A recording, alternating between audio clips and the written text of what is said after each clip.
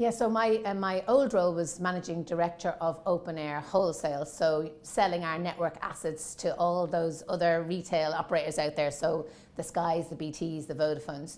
And when our MD of Networks, Johnny Shine, retired there recently, the decision was made to bring both wholesale and networks together and create this new role of managing director of Open Air. So not only are we kind of the sales and marketing end of the networks, the actual build, rollout of fibre, delivering the core is now all in one as Open Air. And I think the big advantage of that from a customer point of view is that we can now take an end-to-end look at what we deliver to the customer. So for example, there are contact centres on the network side, there's contact centres on the wholesale sides, and they all interact with each other to deliver it for customers. So what we're now doing is saying, well, we now own them end to end. Let's look at it and let's simplify things. Let's take, things get lost in handovers. Let's get rid of all those handovers. And we think that'll enable us to deliver a much better experience to our end customers. So really excited about the opportunity to do that and to take that end-to-end look. And I suppose what the CEO, Richard Mote, said to me was, look at it from a customer lens. How do we, as we pull this organisation together and work out what that new organisation looks like, put the customer lens up front and see what changes we should make to kind of streamline it for customers. Our fibre rollout plan was the first part of it was all about getting to 1.6 million homes and business. And quite honestly, that was about, Dublin, Cork, Galway, and out then into those kind of suburban towns. But it wasn't really touching rural Ireland. Our current plan and we've done that 1.6, but our current plan and our current focus is to extend that to 300,000. And that's right into rural Ireland, 26 counties, right out along those ribbons, those highways and byways right across the country. And I suppose, the solution we have designed for rural Ireland is a fibre to the home solution. And the reason is because Irish homes and businesses are so dispersed. So if we're bringing fibre 5 miles down the road to get to John's house, we're passing Carol Ann's house on the way, and we might as well bring a direct connection in.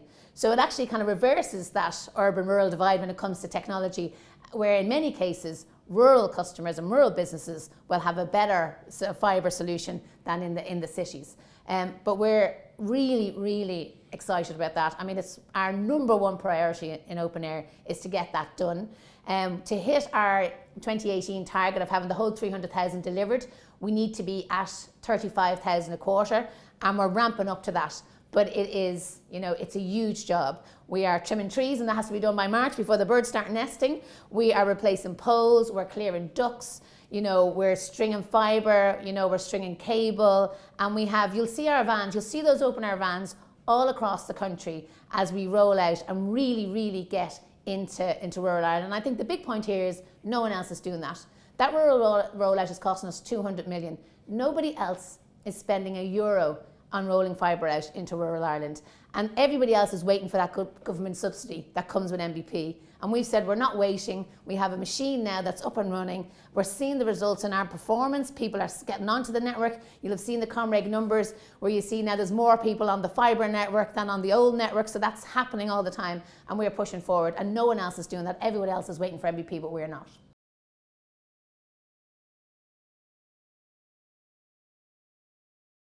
I think, our decision to upgrade our network and roll out that next generation access network has been a game changer.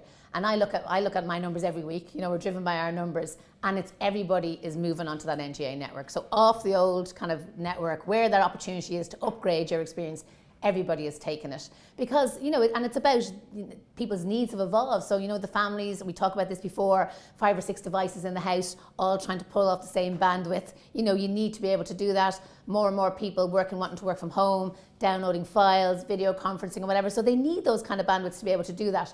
So there's absolutely no doubt the demand is there. And once a better quality fibre gets into your area, people are coming onto that network. And we're delighted to see that because I suppose part of Air's, improved performance, getting to revenue growth is about investment driving people onto the network. And we're in a scale business and we want as many people as possible onto that network. I want as many of my wholesale customers as possible on, and my retail colleagues want as many of their retail customers onto that network as possible.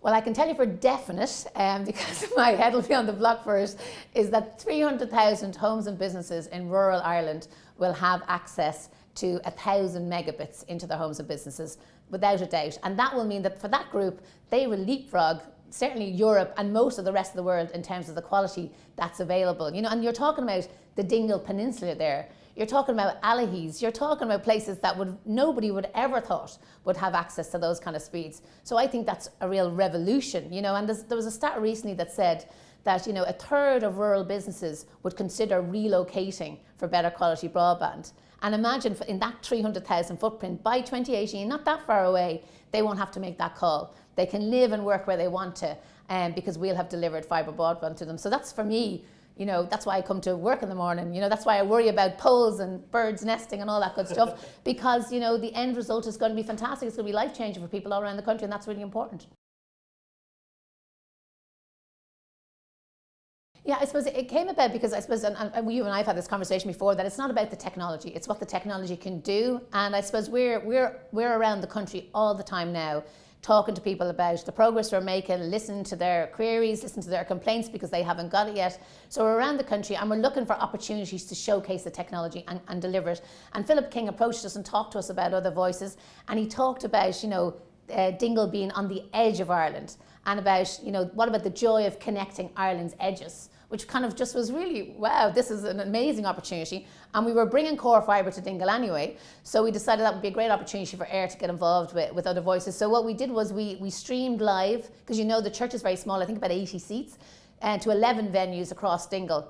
Beautiful, crystal clear sound and quality. We also streamed live from the Ireland's Edge conference in the Skellig Hotel, and we put a gigabit, 1,000 megabits of fibre into the tourist office right in the centre of Dingle. And over 2017 now, we'll be fibring up the entire Dingle Peninsula. And so, you know, it was amazing. It's a beautiful place. It was amazing to be there. It's, you know, it's full of art. It's actually full of technologists who find it a beautiful place to live. And now with this technology there, you know, people can do whatever they want to do, you know. So yeah, delighted to be involved. It was a wonderful weekend and it was great to be down there. Enjoyed this video? Click here for more news from siliconrepublic.com or follow us on social media.